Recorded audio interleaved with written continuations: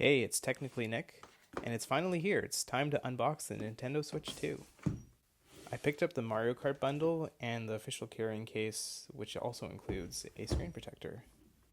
I didn't expect the box to be taped down, but let's pop this open. And let's see. Alright, here it is. The Nintendo Switch 2 and these magnetic giant Joy-Cons. Here's the left one, nice and blue. And here is the right one, which isn't really red, it's more like an orange. And here is the console, but honestly, I'm not going to open this just yet because I want to put the screen protector on. There's the back Nintendo Switch 2. Alright, let's take these out of their bags, and let's see what this looks like. First impressions is that it feels very big and black. And here's a clear look at the left one in all its blue glory. These new left and right buttons feel great. The Joy-Con joystick is pretty nice and the buttons are bigger. Alright, let's put these to the side. Move all this out of the way and let's see what's inside this box here. And there is a code for Mario Kart World, some instructions, and your typical cables. We have an HDMI cable. We have these two rails for the Joy-Cons for the new mouse mode and also for using them on their own. We'll see if we get any use out of this. I used the old ones on the Switch 1 because it made the left and right buttons better. Alright, moving on, we got the controller attachment. And this now connects with magnets, so instead of sliding it snaps into the sides. And you'll notice that there isn't any charging port on this, it's just a grip. And now we have the charging cable, which is now a USB-C to USB-C cable and a brick instead of one joined cable.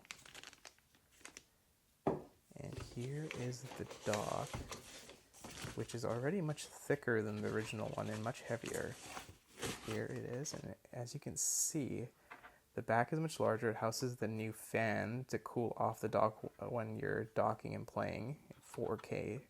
Here are two USB ports, some vents at the top. If we pop this off, we can see that we have a USB-C port, HDMI, and Ethernet at the bottom there. You can see that. Alright. Alright, before diving into the console itself, let's take a look at this case and screen protector. So this is the official Nintendo carrying case, and I used the exact same one for the original Nintendo Switch and OLED Switch. It's got a bit of a hard top to it, which you can kind of hear here. And it's a pretty simple case. Let's just take this off here. Look at that nice little touch with those color accents. Open this up and you have just the spot for the Nintendo Switch, some dust, and a place to store some games or accessories, which I wouldn't really do. It's already a pretty tight fit, but let's put that aside.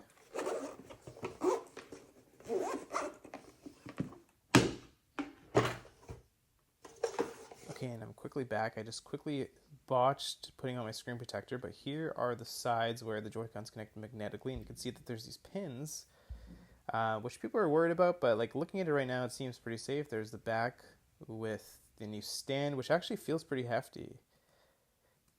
Alright, and now let's connect the left Joy-Con. You hear that snap? So satisfying, and it's really easy to take off, but it honestly feels really sturdy. Let's put on the right one and do that again. Let's hear that snap. Oh yeah, alright. Get a glimpse of me there in my reflection, and feeling it feels really good.